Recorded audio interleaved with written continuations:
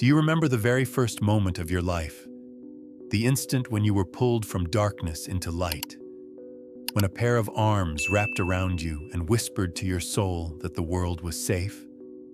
That embrace, whether we consciously recall it or not, remains etched in the deepest layers of our being. It is the archetypal mother's arms, the timeless circle of protection, nourishment, and belonging. And yet, as Carl Jung often reminded us, the same arms that protect can also tighten, hold too long, and keep us from stepping into our own independence. This paradox, the safety and the prison of the mother's embrace, lies at the very core of the archetype we are about to explore. Before we step deeper into Jung's world of symbols and dreams, take a breath with me. Allow yourself to sense the invisible thread that connects you to the figure of the mother. Not only your personal mother, but the mother as eternal presence, stretching across myths, religions, and the secret landscapes of the unconscious.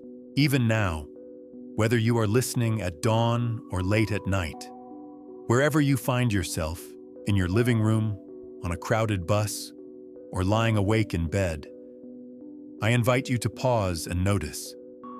What memories, what feelings stir within you at the word mother?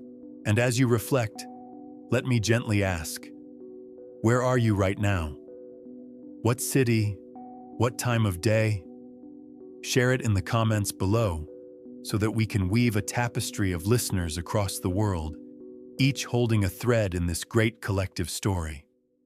And while you're here, don't forget to subscribe to Carl Jung Stories Unveiled and turn on notifications so that no story is missed, no insight slips past you. This is not just another video. It is a journey through the living symbols that move us all. Now let us walk into the heart of the Eternal Mother. Jung believed that within the collective unconscious, the vast reservoir of symbols and memories shared by all humanity, the mother archetype is among the most ancient and powerful. She is not just your mother or mine. She is Mother Earth, whose soil cradles seeds and returns them as fruit. She is the moon, waxing and waning in rhythm with fertility and cycles of life. She is the Virgin Mary, gentle and immaculate, who holds a child destined to change history. She is the great mother of myth, at once nurturing and terrifying. The archetype of the mother is not a single face, but a kaleidoscope of forms, all carrying the same essence. She is the source, the womb, the beginning. But Jung also warned us of something vital. When an archetype rises from the unconscious, it is not neutral. It comes with its light and with its shadow. To embrace the mother archetype is to feel both her endless generosity and her relentless grip. We cannot live without her, but neither can we grow if we remain forever in her lap. This double nature is what makes her archetype so compelling and so dangerous if misunderstood. Imagine the ocean. On a calm morning, it glimmers under the sunlight, welcoming swimmers and sailors with its gentle waves. That is the nurturing side of the mother. But in a storm, the same ocean becomes a furious abyss, swallowing ships whole, reminding us that to be mothered is also to be consumed. Jung often pointed to such symbols in dreams, the ocean, the cave, the sheltering arms, as messages from the unconscious. They are both invitation and warning. The mother is where we begin, but not where we can remain. To understand this, let us look at the lives around us. There are those who, well into adulthood, remain tethered to their mothers, unable to make decisions without her approval, unable to risk displeasing her. To them, the world feels unsafe without the constant reassurance of that original embrace. Others, even when their mothers are no longer alive, find themselves unconsciously seeking substitutes in partners or authority figures, yearning to recreate that lost security. Have you ever noticed in yourself, or in someone close to you, this pull to return, to regress, to be taken care of again? That is the Eternal Mother at work, whispering from the depths of the unconscious. Yet, it is not only in personal life that the Mother Archetype manifests. Cultures build monuments to her. Mother Nature, Motherland, Alma Mater, the nourishing school. Everywhere we see her presence, shaping how we think about origin, belonging, and protection. To call Earth Mother is not just poetic. It is to recognize the archetypal pattern Jung spoke of. Beneath our rational minds, we all respond to the image of Mother, even if we resist it consciously. And here lies the first lesson Jung leaves us: to meet the Mother Archetype with awareness, rather than blindly succumbing to her embrace. It is to see her in our myths, our dreams, our relationships, and to acknowledge her power without letting it consume our individuality. Gratitude and freedom, both are required. The journey of this story begins then with that first embrace, tender, warm, and eternal. But as we move forward, we will see that this embrace, however sacred, is not the whole story. For to understand the Mother fully, we must also meet her in myths and legends, where she has walked with humanity for thousands of years, both blessing and testing us. And so we step now from the personal embrace into the vast realm of myth, where the Mother reveals her many faces. Across every culture, in every epoch, the Mother has appeared in myth as a figure too vast to be contained by one name or one form. If the personal Mother is our first embrace, then the mythical Mother is the embrace of humanity itself, the collective imagination shaping her as earth, moon, or goddess. Jung recognized that these images are not arbitrary. They are the living echoes of the Mother Archetype, flowing through the unconscious and re-emerging as story. Imagine ancient people looking up at the full moon. Its glowing face changed nightly, sometimes swelling with light, sometimes retreating into shadow. To them, this cycle was more than astronomy. It was the breathing of a cosmic mother, waxing and waning with fertility, death, and renewal. Even today, when we gaze at the moon, some quiet thread pulls us back to that ancient recognition of rhythm and womb. The Mother Archetype lives there. Or think of the earth itself, soil that cradles seeds, swells with harvest, and receives our bodies when life ends.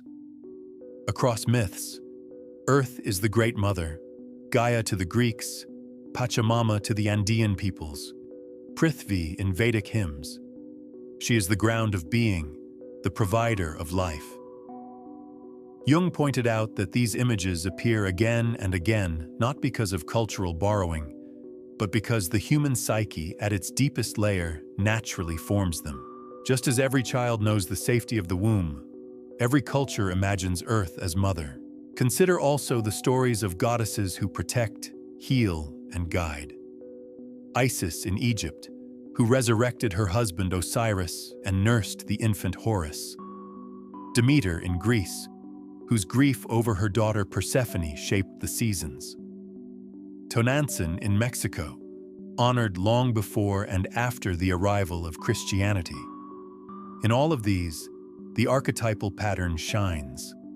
The mother as source of fertility, grief, and renewal. But myths do not stop at tenderness. The same stories remind us of the mother's ferocity. Kali in India dances with skulls and drinks the blood of demons. Tiamat in Mesopotamian myth is the primordial oceanic mother who, when enraged, births monsters to fight the gods. These figures are not contradictions, but completions of the archetype. The mother gives life, and she can take it back. She comforts, and she terrifies. Jung was fascinated by how these mythical mothers mirrored the psyche. When patients dreamed of floods or caves, of devouring animals or protective women, he saw echoes of Gaia and Kali, of Isis and Mary. The unconscious, he argued, is not inventing randomly. It is pulling from this reservoir of collective memory. The myths are not relics of dead civilizations. They are the vocabulary of our inner life. In modern times, we may not bow before a statue of Demeter, but we still speak of Mother Nature punishing us with storms, or Mother Earth crying out in ecological crisis. The old myths continue, thinly veiled, shaping how we relate to the world. When a hurricane strikes, news anchors call it Mother Nature's fury, as though instinctively acknowledging the archetype. We cannot escape it, for it is in us. Yet the mother in myth is never just external.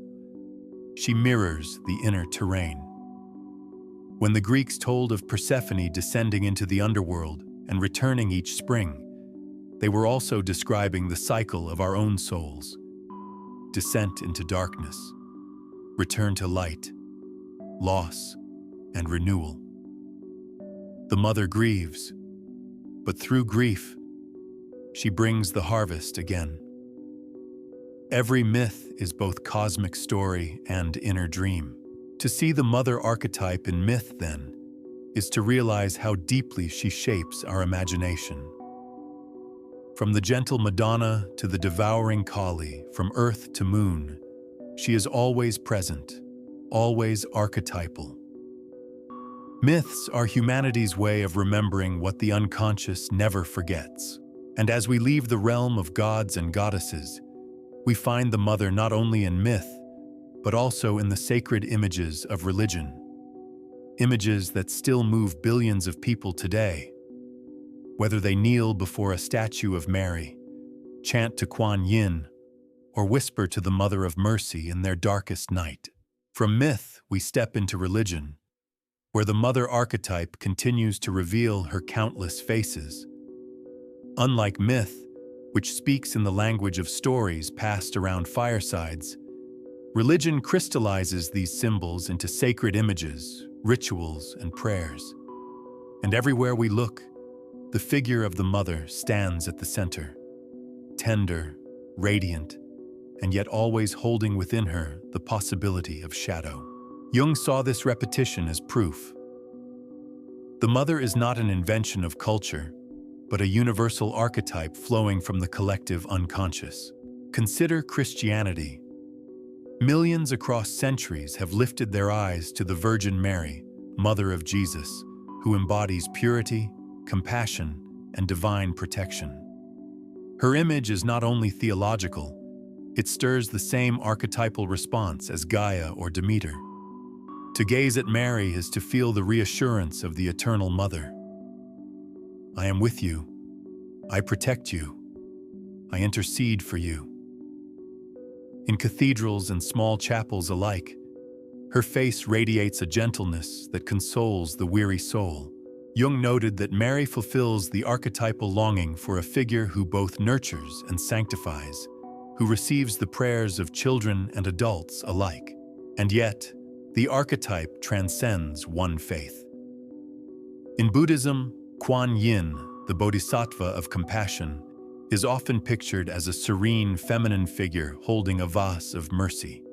Her name means she who hears the cries of the world. Billions turn to her as to a mother, trusting that no cry is too small to escape her ear.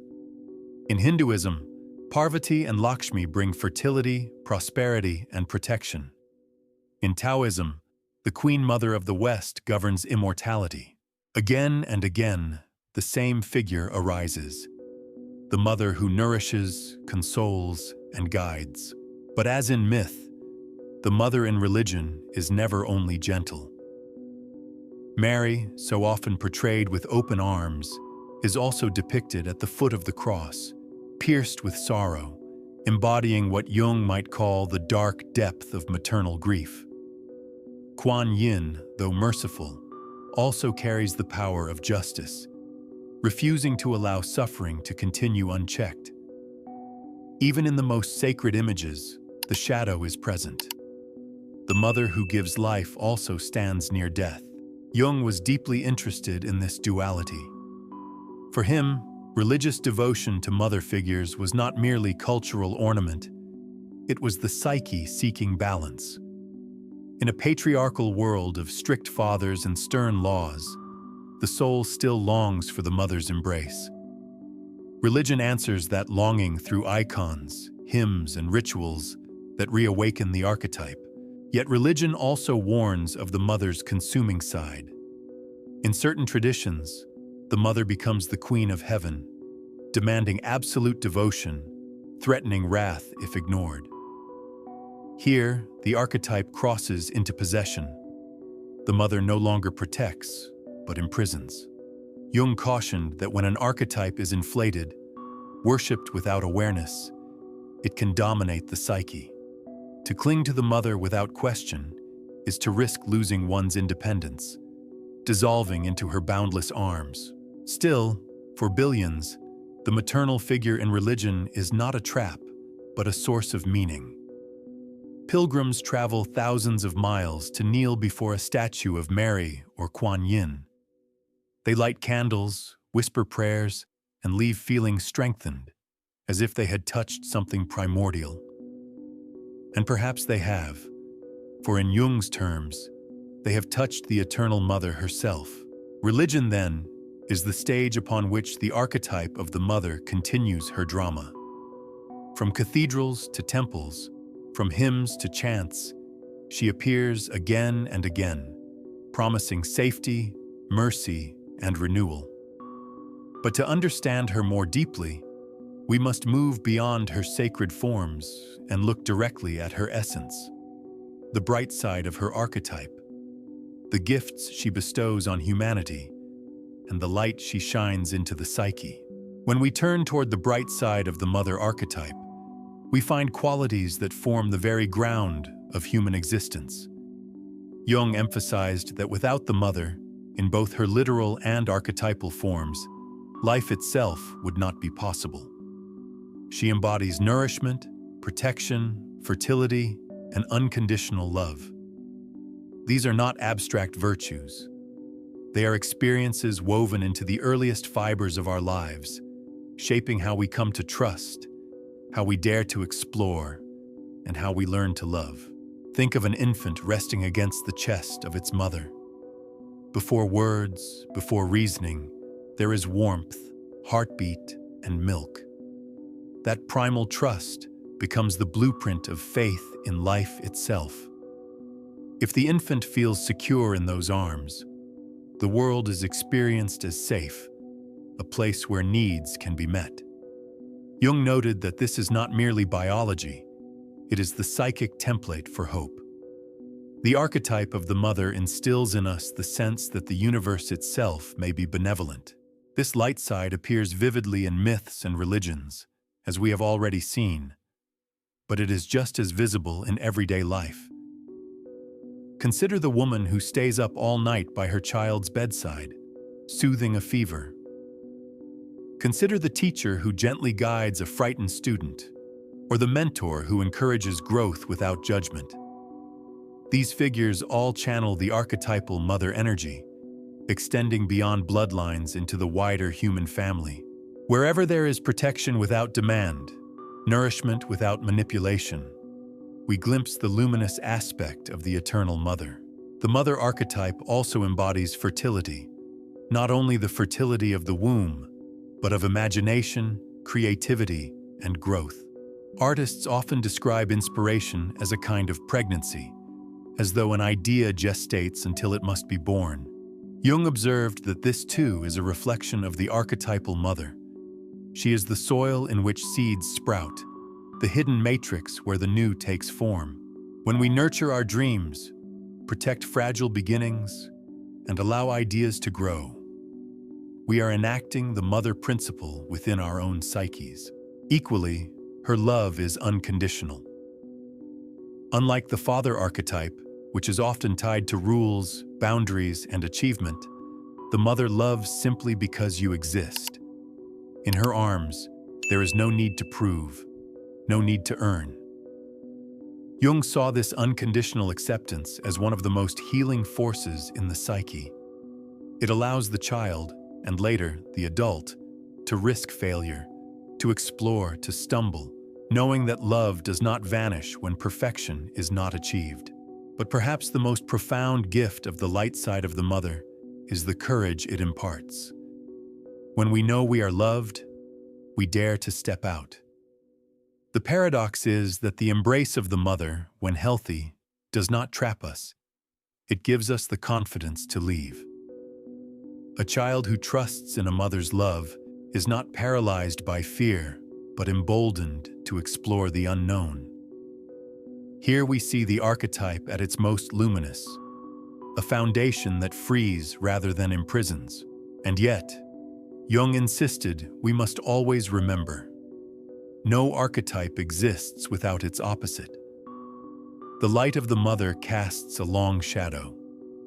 If her nurturing becomes possessive, if her protection hardens into control, then the same qualities that give life can suffocate it.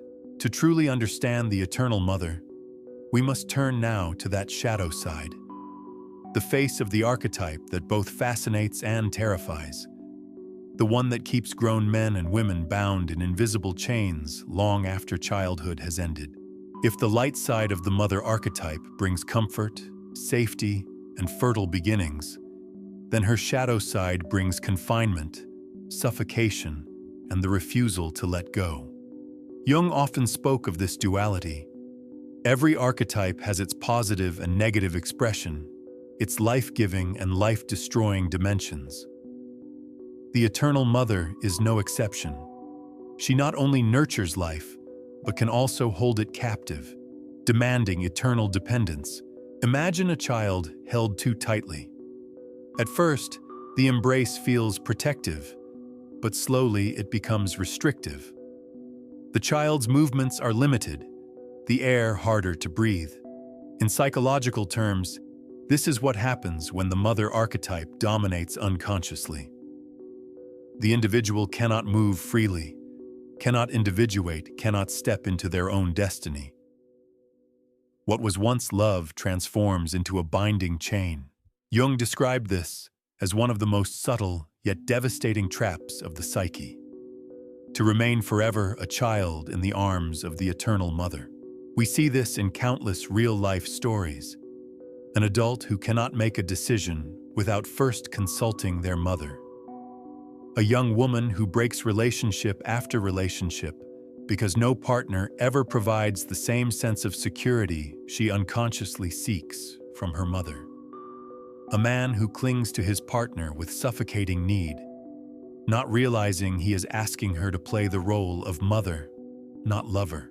In all these cases, the shadow side of the archetype has seized control, blurring the boundary between nourishment and imprisonment. In myth and religion, too, the Dark Mother appears.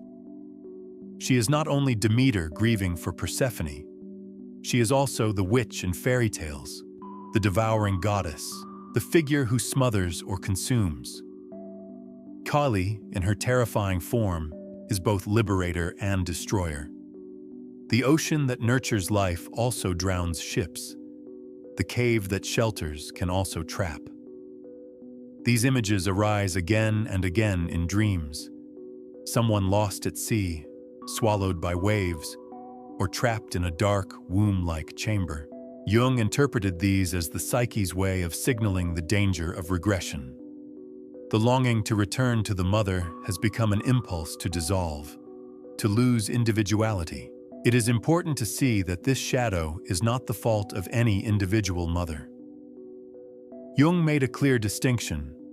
The archetypal mother is larger than any one person.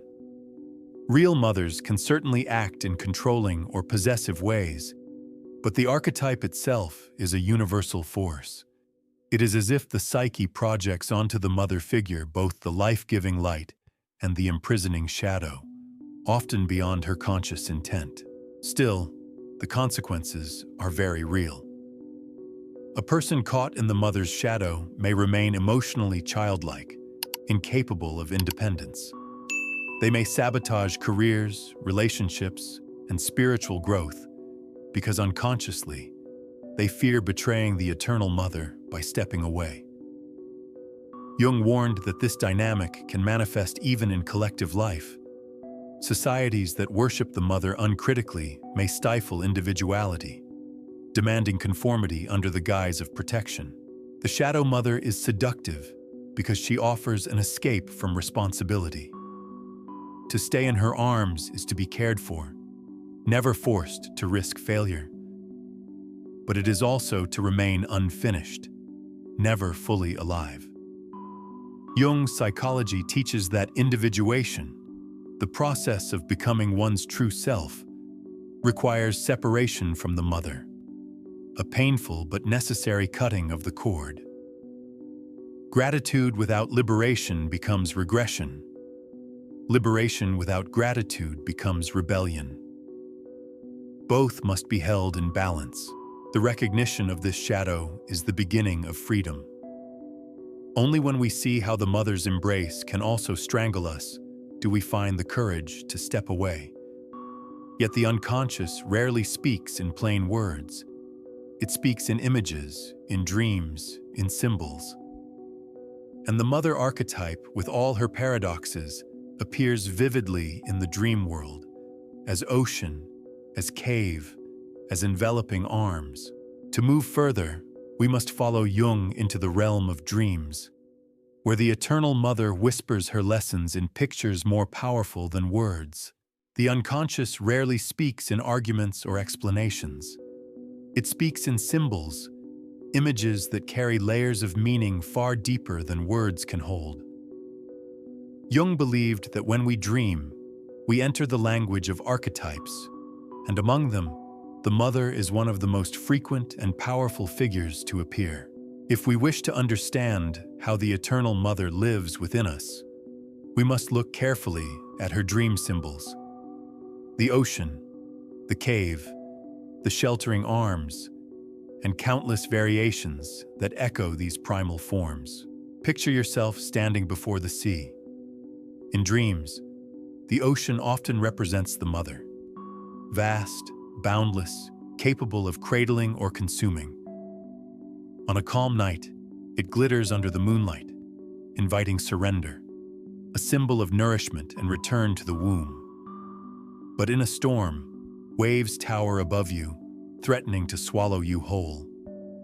Here the mother reveals her shadow, regression, loss of self, the danger of being engulfed.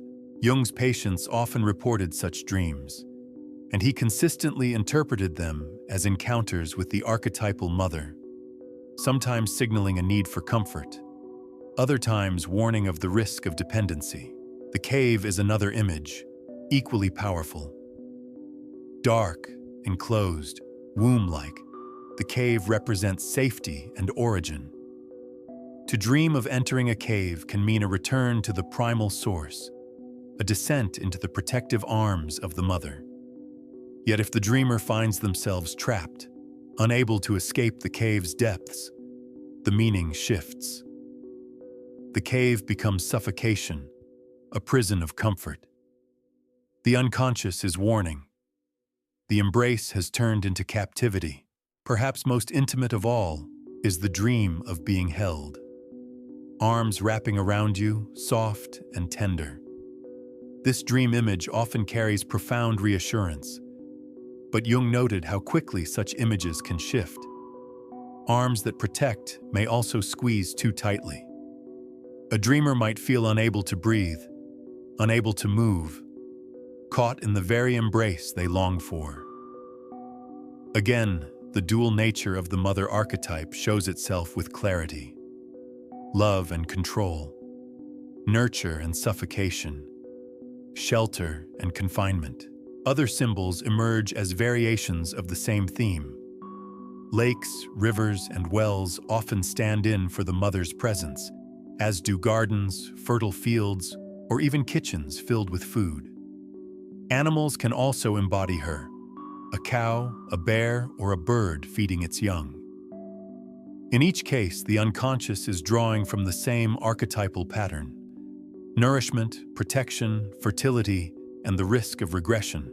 What makes these dream symbols so powerful is their emotional charge. A person may awaken from a dream of drowning, heart-pounding, without realizing they are wrestling with the mother archetype. Another may awaken in tears after dreaming of being held, unaware that their unconscious is seeking maternal reassurance. Jung's insight was that these images do not belong to the dreamer alone. They are universal. We all share them because we all share the archetype. But why does the unconscious speak of the mother in this way?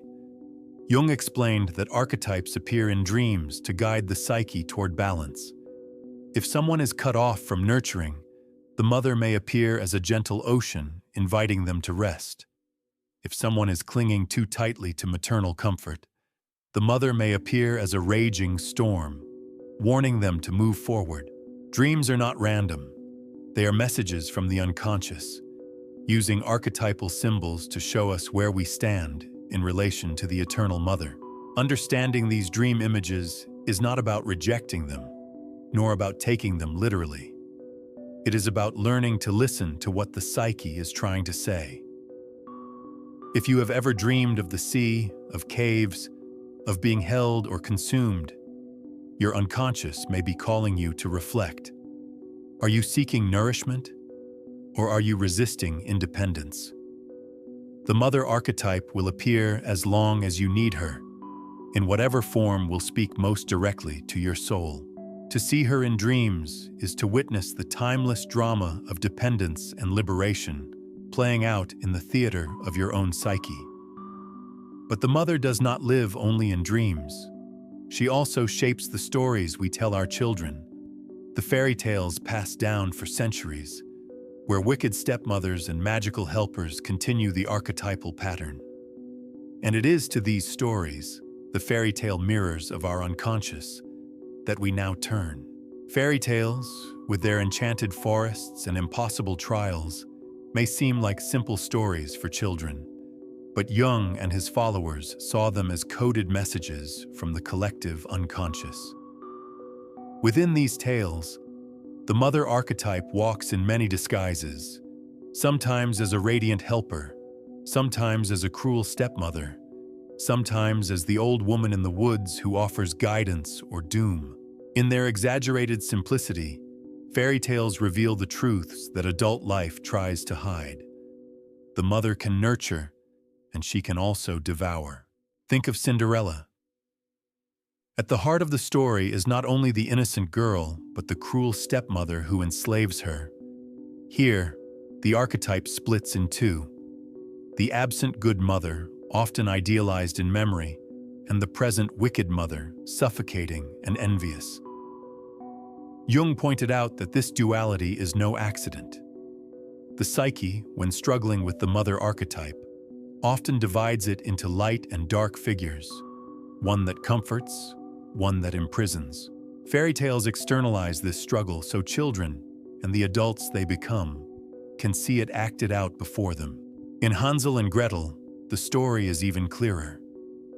The children are abandoned in the forest by parents unable to feed them, and soon they stumble upon a gingerbread house, sweet and inviting.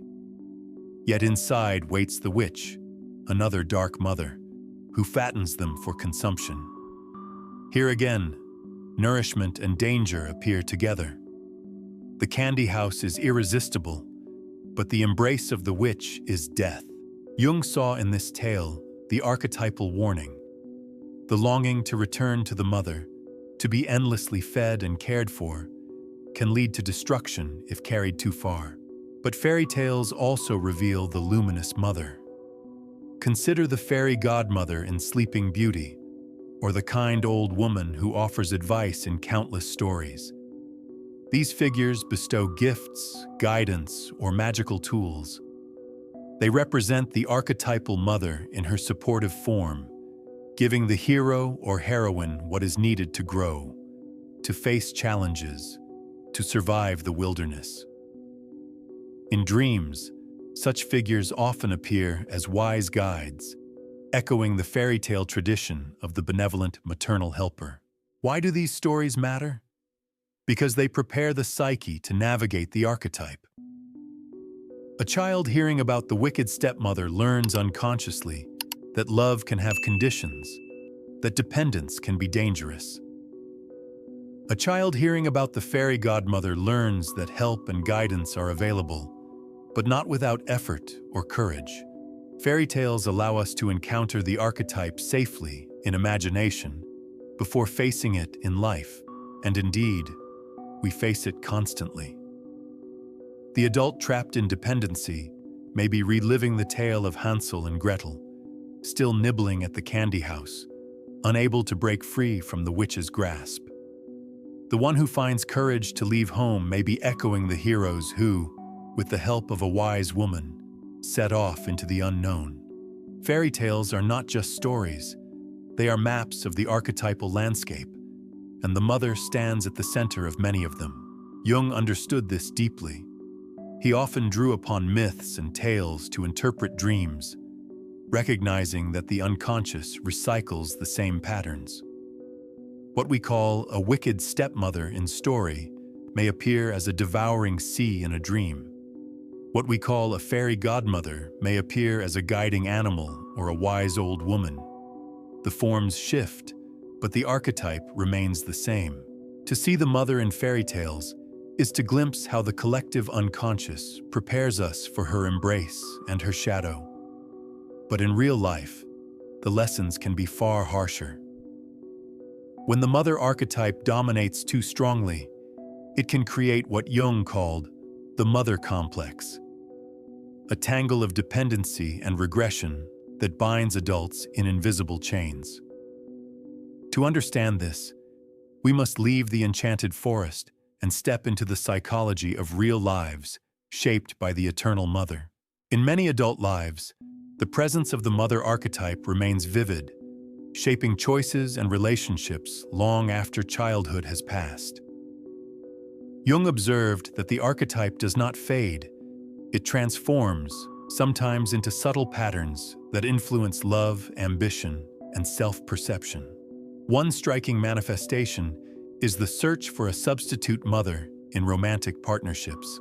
A person may unconsciously seek a partner who provides the same nurturing, approval, or protection that the mother offered or withheld. This dynamic can be comforting, even addictive, but it often prevents true intimacy because the relationship becomes less about two equal individuals and more about fulfilling unmet childhood needs. Consider a man who finds himself drawn to women who are older, caring, or motherly in nature. He may claim to desire stability or support, yet beneath the surface is an unconscious longing for the archetypal embrace he could not fully enjoy as a child. Similarly, a woman may unconsciously choose men who echo her father's presence or authority. Yet in some instances, the patterns intertwine with the maternal archetype when she seeks caretaking figures. Jung emphasized that these dynamics are rarely conscious. They emerge subtly, reflected in repeated choices, patterns of dependence, and emotional triggers. Dreams offer another mirror into this reality. A recurring image of being engulfed by water, for example, often represents the maternal ocean, the infinite womb of nurture, protection, and origin. Being trapped in a cave or embraced tightly in someone's arms may evoke the double-edged aspect of the mother, safety mixed with suffocation. The unconscious speaks in symbols, and these symbols are powerful because they bypass rational defenses. They remind us of our foundational experiences, of the early interactions that established our sense of security or fear. Jung suggested that conscious awareness of these patterns is essential for psychological growth. Recognizing when one is seeking a mother substitute allows the individual to differentiate between gratitude for early nurturing and the need to claim independence. Gratitude can coexist with boundaries, but dependency does not. Herein lies the subtle art of liberation, honoring the mother archetype without being trapped by it. Real-life stories illuminate these principles. A woman who always depended on her mother for emotional validation may find herself drawn into relationships where partners function as surrogate caretakers, reinforcing her habitual reliance.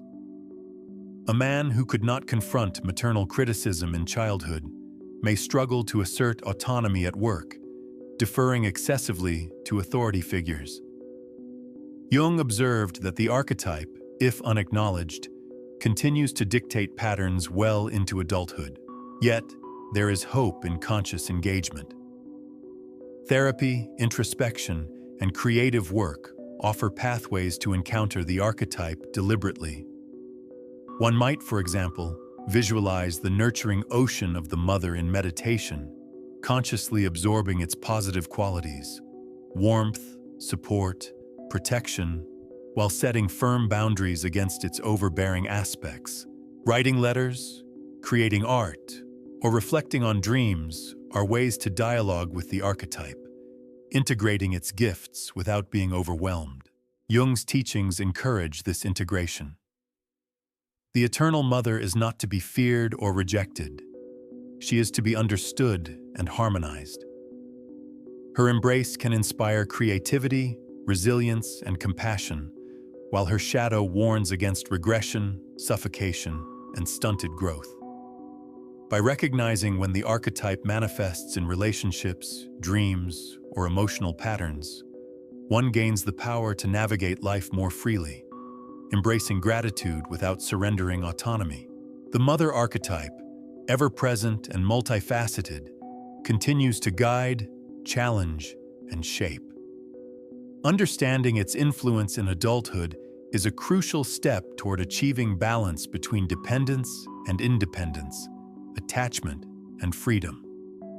By seeing its forms clearly, one begins to disentangle from invisible cords and walk toward a life fully owned, yet enriched by the wisdom of the Eternal Mother. The role of the mother archetype in our emotional landscape cannot be overstated, for it resides not only in relationships or dreams, but deep within the structure of the psyche itself. Jung described it as a vessel of life energy, a source of both nourishment and constraint, one that embodies the duality of creation and limitation. Every act of care, every impulse to nurture, echoes the archetype, whether directed outward toward others or inward toward the self. In its balanced form, it fosters empathy, resilience, and creativity. In its shadow, it fosters dependency, guilt, and stagnation. We can observe the archetype's shadow when people remain tethered to parental expectations long into adulthood.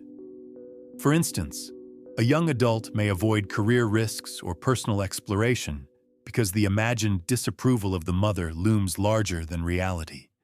This internalized presence is a psychological echo of the Eternal Mother, an authority rooted not in malice, but in an unconscious, protective instinct carried across generations.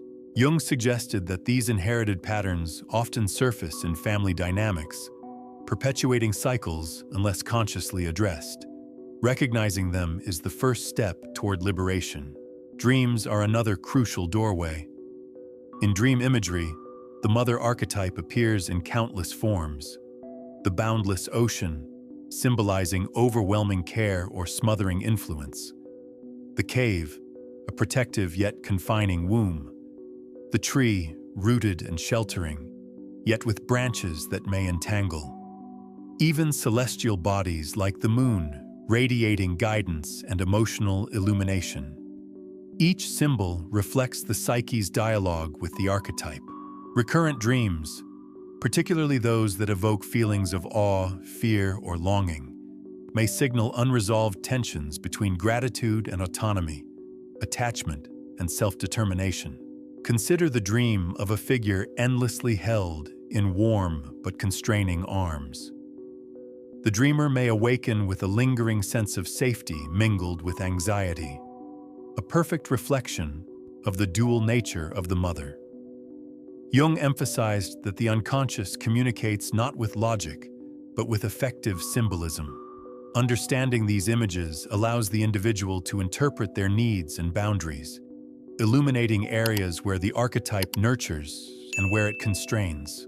In everyday life, the Eternal Mother appears in caretaking roles, mentorship, or any figure offering guidance imbued with a sense of authority and care. A teacher, a mentor, or even a community elder may unconsciously embody aspects of the archetype. Recognizing these figures as symbolic carriers rather than literal authorities helps individuals discern the archetypal patterns influencing their choices. This awareness is critical to avoid projecting childhood dependencies onto adult relationships, which can perpetuate cycles of emotional immaturity or over-reliance. The challenge, Jung believed, is to integrate the archetype consciously. This involves both honoring its gifts and confronting its limitations. One might cultivate the nurturing aspects by offering care to oneself and others, embracing empathy and patience. Simultaneously, one sets boundaries to prevent domination or regression, acknowledging that autonomy is not rejection, but a complementary extension of maternal love. This balance transforms the archetype from a source of unconscious compulsion into a conscious ally, guiding personal growth while preserving freedom. Through these processes, the mother archetype becomes a living teacher. It teaches resilience in the face of overprotection, self-reliance amidst care, and gratitude amidst challenge. By exploring its manifestations in dreams, relationships, and inner experiences, one begins to grasp its full spectrum, illuminating the ways in which the archetype sustains life while testing the courage to emerge from the protective embrace into the world of independent action. Ultimately, understanding the mother archetype is not merely a psychological exercise. It is an intimate encounter with a force that has shaped human consciousness across millennia.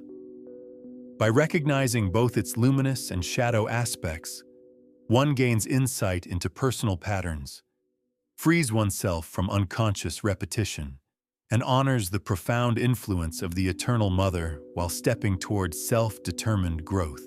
The Eternal Mother's influence extends into creativity, imagination, and the symbolic life, revealing itself not only in relationships, but also in the ways we express, dream, and invent. Jung often noted that the archetype's energy is inherently generative. It manifests in artistic endeavors, in the creation of stories, in music, and even in the crafting of ideas that bring life and meaning to the world. When connected consciously, this energy becomes a source of profound inspiration. When unconscious, it may trap the psyche in repetitive cycles of longing or dependence. Take, for example, the world of literature and myth. Stories of maternal figures, from the gentle, protective goddesses to the more domineering and possessive mothers, mirror the tension between nurturance and constraint. These narratives resonate because they echo patterns encoded in our collective unconscious. Jung believed that the repetition of these archetypal motifs across cultures indicates their universal psychological importance. The archetype of the mother is not a static image. It evolves with human consciousness, appearing in every culture as a symbol of life, death, creation, and transformation. In personal experience, creative expression often surfaces as a way to engage with the archetype. A person painting, writing, or composing may find themselves unconsciously exploring maternal themes: fertility, protection, guidance, or restriction. Dreams and imagination intermingle with this process.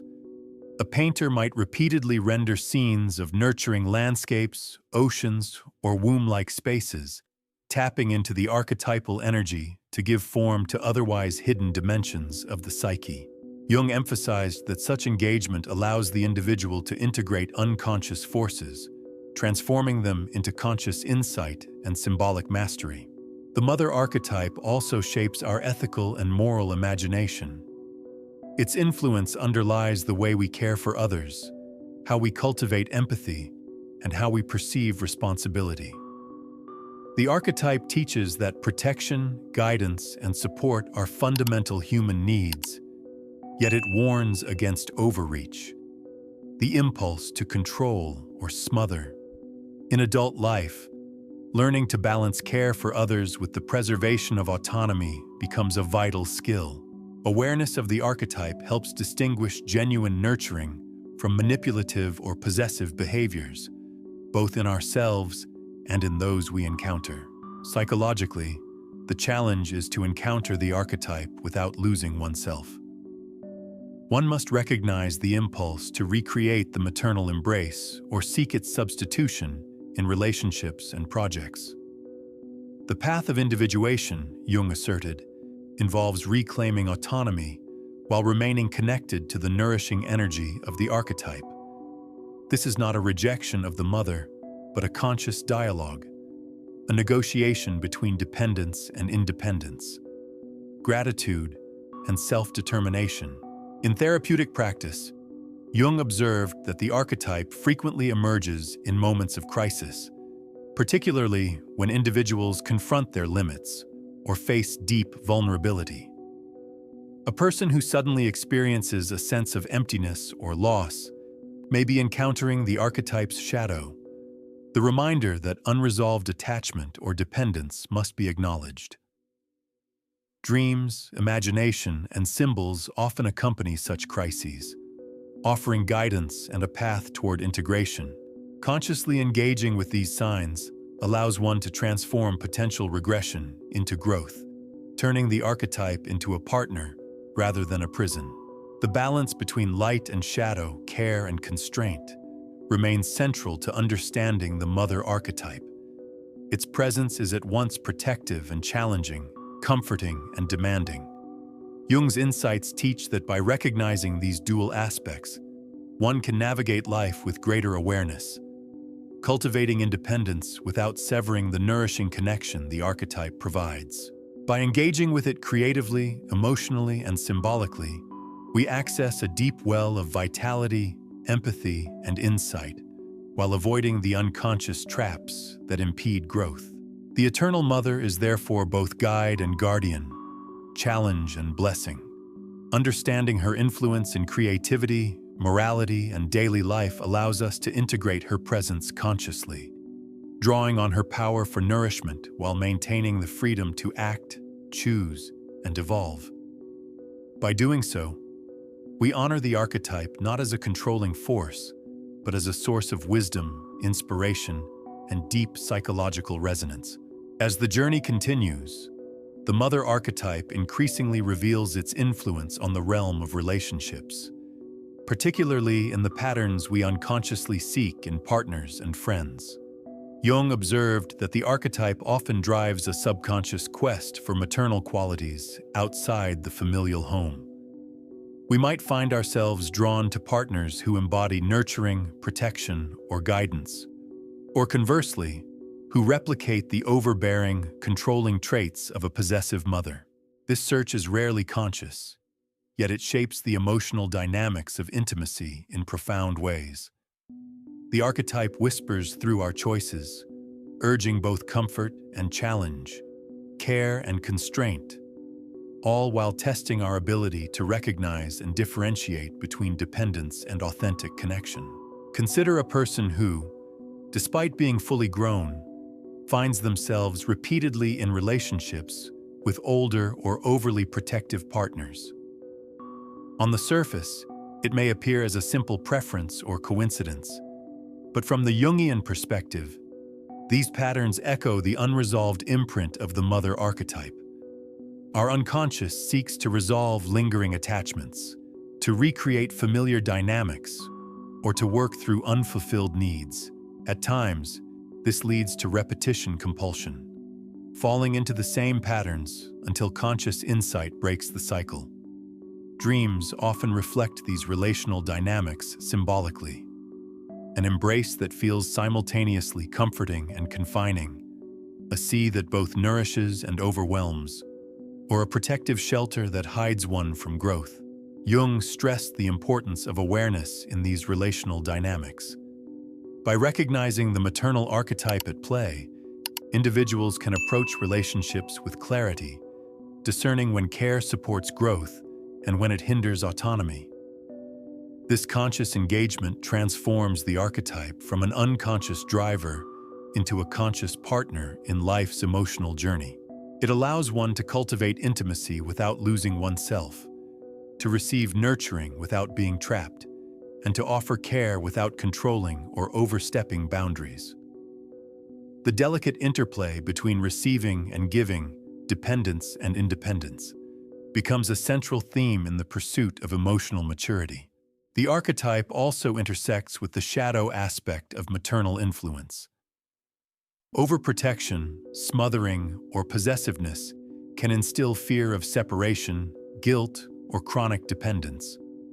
Such shadows manifest not only in familial contexts, but also in romantic relationships, friendships, and even professional dynamics. The challenge is to confront these patterns honestly, acknowledging both their origins and their effects. Jung encouraged dialogue with the unconscious through dreams, art, and reflection, practices that illuminate the often hidden contours of attachment and dependence. By doing so, individuals reclaim agency, learning to balance gratitude with autonomy and love with freedom. Even in the smallest interactions, the archetype asserts its presence. Moments of care, encouragement, or critique may echo maternal tones, sometimes evoking warmth, sometimes constraint. Awareness of these nuances cultivates emotional intelligence and resilience, allowing one to respond consciously rather than react unconsciously. In essence, the mother archetype functions as both mirror and mentor, reflecting our unresolved longings and guiding our path toward integration.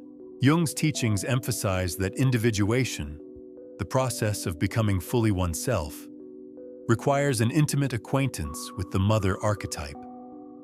Recognizing its influence enables one to embrace the nurturing aspects of life while navigating its limitations. By understanding the archetype's subtle guidance in relationships, we can form connections that are mutually enriching rather than reenactments of unresolved maternal patterns. The goal is not to abandon care or reject connection, but to cultivate relationships rooted in conscious awareness, empathy, and respect for autonomy. Ultimately, the mother archetype is a pervasive and profound force, shaping the emotional landscapes we inhabit daily. It invites reflection on dependence and independence, guidance and freedom, comfort and challenge. Jung's insight offers a roadmap for negotiating these dynamics, encouraging both gratitude for maternal influences and courage to step into one's own life. In navigating relationships under the archetype's influence, we learn the delicate art of receiving without surrendering, loving without being ensnared, and growing while honoring the essential bonds that sustain us. The mother archetype also permeates the spiritual and symbolic dimensions of our inner life, guiding not only our relationships, but the very way we encounter the world and our sense of self. Jung emphasized that the archetype is ancient, transcending individual experience, and manifests in myths, religious imagery, and cultural symbols across time. From the tender depiction of the Virgin Mary to the all-encompassing presence of Mother Earth, these symbols encapsulate qualities of care, creation, and sustenance. They remind us that the archetype is not merely personal, it is universal, woven into the collective unconscious that every human being carries. In dreams, the archetype often appears as a protective presence, a vast ocean, a cave, or a comforting embrace. These symbols, Jung proposed, offer a bridge between the conscious self and the deeper currents of psychic life, inviting reflection, transformation, and connection to a greater whole. In the spiritual realm, the archetype fosters a profound sense of belonging and security. Meditation, ritual, and contemplative practice often evoke maternal imagery, guiding individuals toward an experience of inner nourishment and unconditional support. Jung suggested that when we connect consciously with the archetype, we can access inner resources for healing and resilience, drawing strength from an eternal source that is simultaneously comforting and empowering. Yet, the spiritual mother is not without challenge. Her presence demands discernment. Just as in personal relationships, the archetype can smother, overprotect, or obscure the path toward individuation if approached unconsciously. The key is to engage with these images mindfully, recognizing their dual capacity to nurture and constrain, and to allow the archetype to guide without dominating, to support without restricting. Consider a recurring dream in which one finds themselves embraced by a luminous maternal figure amidst a stormy sea. The figure provides warmth and protection, yet the sea surges with potential danger. Jung would interpret such a dream as an encounter with the mother archetype, illustrating the interplay of safety and challenge, dependence and growth. The archetype encourages trust in one's own capacity to navigate life, even as it offers comfort.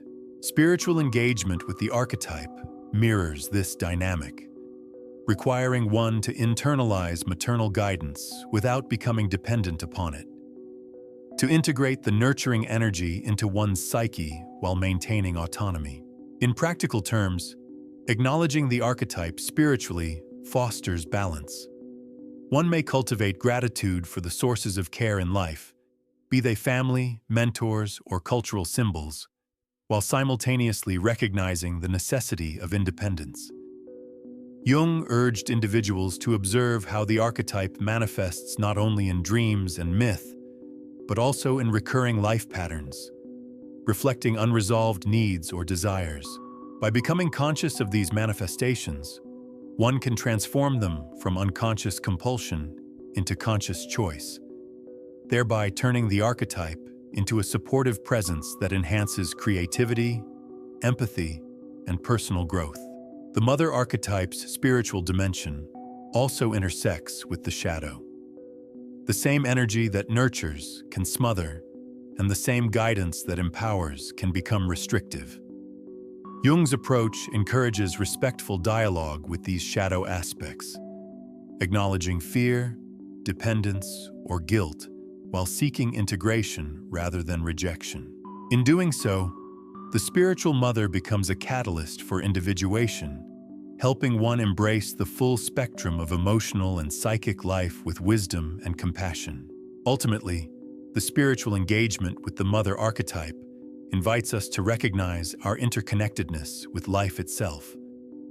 Her symbols, the sea, the cave, the embrace, call us to trust, to care, to create, and to mature. Jung's insights illuminate the path: to honor the archetype, to learn from its guidance, and to discern its challenges, cultivating a life that is both nourished and autonomous. In this integration, we encounter the full richness of the archetype, a source of life, a mirror of growth, and a companion on the journey of self-realization. By exploring the spiritual dimensions of the mother archetype, we prepare ourselves to step into Section 13, where the focus shifts toward practical liberation, understanding how to embrace gratitude while disentangling from the possessive hold of the Eternal Mother in our daily lives. As we approach the final reflections on the Eternal Mother Archetype, it becomes clear that her presence in our lives is both a gift and a test. Jung emphasized that the archetype is fundamentally ambivalent. It nourishes, protects, and inspires, yet it can also constrain, possess, and limit. In our waking lives, we often see this tension play out in subtle and profound ways. A grown adult may find themselves unable to make decisions without the implicit or explicit approval of a maternal figure, or they may unconsciously seek partners who unconsciously replicate the patterns of care, control, or attention that they experienced as children. This dynamic is not inherently negative. Rather, it reflects the enduring influence of the mother archetype and the importance of bringing it into consciousness. The journey is one of acknowledgement and discernment, recognizing the power of the archetype without allowing it to dominate, appreciating its gifts while maintaining autonomy. Jung's clinical work provides numerous examples of individuals struggling under the weight of the Eternal Mother. One patient, a successful professional in her 30s, remained emotionally tethered to her mother, experiencing anxiety whenever she sought independence. Through guided exploration of her dreams, she encountered maternal symbols, an endless staircase, a dense forest, a glowing hearth, that illuminated both the comfort and the entrapment she associated with maternal care. Jung interpreted these images as the unconscious signaling the need for balance, to honor her mother's influence without allowing it to dictate her life. By consciously engaging with these symbols, the patient began to delineate her own boundaries, gradually discovering that true freedom required both gratitude and release. Dreams frequently reveal how the mother archetype operates beneath the surface of conscious awareness. The archetype may appear as vast oceans, protective caves, enveloping arms, or radiant light, each carrying nuanced meanings. The ocean may symbolize both nourishment and overwhelming depth. The cave may represent refuge but also confinement. The embrace may indicate safety, yet hint at possessiveness. Jung's approach encourages attentive reflection. By observing the emotional resonance of these symbols, rather than interpreting them superficially, we uncover insights about our relational patterns, personal needs, and potential growth. These images invite us to explore the ways in which we internalize care, replicate dependency, or unconsciously seek maternal reassurance in adulthood. Importantly, the archetype also teaches the necessity of gratitude paired with liberation. Jung emphasized that maturation does not entail the rejection of maternal influence, but rather the integration of its lessons into a conscious, autonomous life. We learn to appreciate the sustenance, guidance, and protection offered by the archetype, while simultaneously disentangling from its possessive hold. This duality, receiving care while asserting independence, is essential for individuation, the process by which we realize our unique, whole selves. In essence, the archetype serves as both a mirror and a mentor, reflecting our unresolved needs and guiding us towards self-realization. Modern life offers tangible examples of these dynamics. Many adults unconsciously recreate maternal patterns in their intimate relationships, gravitating toward partners who embody nurturing qualities reminiscent of early maternal experiences. By bringing awareness to these unconscious tendencies, individuals can choose relationships and behaviors that support growth rather than replicate dependency. Jung's insights provide a roadmap. Through conscious reflection, dream analysis, and acknowledgement of the archetype's influence, one can transform its energy from compulsion into conscious empowerment. The Eternal Mother Archetype thus represents the culmination of the psyche's relationship with care, protection, and origin. It is a presence that both anchors and challenges, a force that teaches gratitude, discernment, and personal responsibility. By engaging with the archetype consciously, we honor the lineage of care that has nurtured our development, while simultaneously asserting our right to self-determination and individuation. The journey is one of delicate balance, a dance between receiving and releasing, between reverence and autonomy. As we close this exploration, we are reminded that the mother archetype is not merely an abstract concept, but a living, dynamic presence within us all. Its manifestations in dreams, myths, relationships, and cultural symbols continually guide us toward wholeness, calling us to integrate care and freedom, gratitude and independence. Jung's legacy illuminates this path: to embrace the Eternal Mother with awareness, to honor her gifts, and to step confidently into a life where the warmth of nurturing coexists with the clarity of personal freedom. The Mother Archetype, or Eternal Mother, stands as one of the most enduring and profound symbols within Carl Jung's framework of the collective unconscious. She embodies the primal forces of care, creation, and sustenance, offering comfort, guidance, and a sense of safety that forms the bedrock of human experience. From the earliest impressions of a mother's embrace to the transcendent imagery of goddesses, deities, and mythical figures, her presence resonates across time and culture, connecting the individual to a shared human heritage. Yet within this archetypal figure lies an inherent tension. Just as the mother's love nurtures growth, her possessiveness can constrain it. Jung's work highlights the delicate balance between gratitude and liberation, to honor the care received while simultaneously stepping into one's autonomy. In daily life, the influence of the Eternal Mother is evident in recurring patterns, relationships, and dreams. Adults may find themselves drawn to partners who unconsciously replicate maternal dynamics, or they may struggle to assert independence from literal or symbolic maternal figures. Dreams serve as a portal to understanding these patterns, presenting maternal symbols, caves, oceans, luminous embraces that convey both comfort and challenge. Jung taught that the archetype speaks not through words, but through images, guiding the psyche towards self-awareness and integration. By paying attention to these symbols, individuals gain insight into their emotional dependencies, desires, and the pathways toward growth and individuation. Integrating the mother archetype requires both reverence and discernment. To engage with her consciously is to recognize the gifts of nurturing and protection while maintaining personal boundaries. This conscious integration transforms dependence into empowered participation, turning the archetypal energy from a force that confines into one that supports maturation and creative expression. It is an invitation to honor the cycles of care that shape us, to internalize wisdom, and to extend nurturing outward without losing oneself in the process. Ultimately, the lesson of the Eternal Mother is one of harmony. She reflects the dual nature of life itself, creation and limitation, giving and letting go, love and autonomy.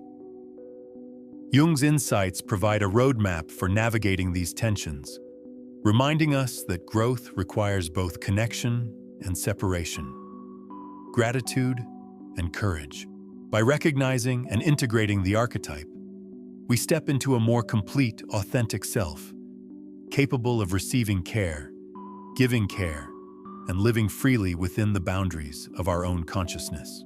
As you reflect on your dreams of oceans, caves, or gentle embraces, consider the subtle messages your psyche offers. These are not mere fantasies, but invitations to honor the maternal presence within and around you, to cherish the guidance and protection received, and to acknowledge the necessity of forging your own path. The journey is neither simple nor linear, yet it is profoundly rewarding. Gratitude for nurturing does not preclude freedom. Indeed, true maturation emerges from the union of both. The Eternal Mother archetype challenges, comforts, and ultimately catalyzes growth. By understanding her, we not only honor those who have nurtured us, but also step into the fullness of our potential. In this delicate interplay between care and autonomy, we find the essence of human development. To embrace life with awareness, compassion, and courage, carrying forward the gifts of the archetype while claiming our own place in the world.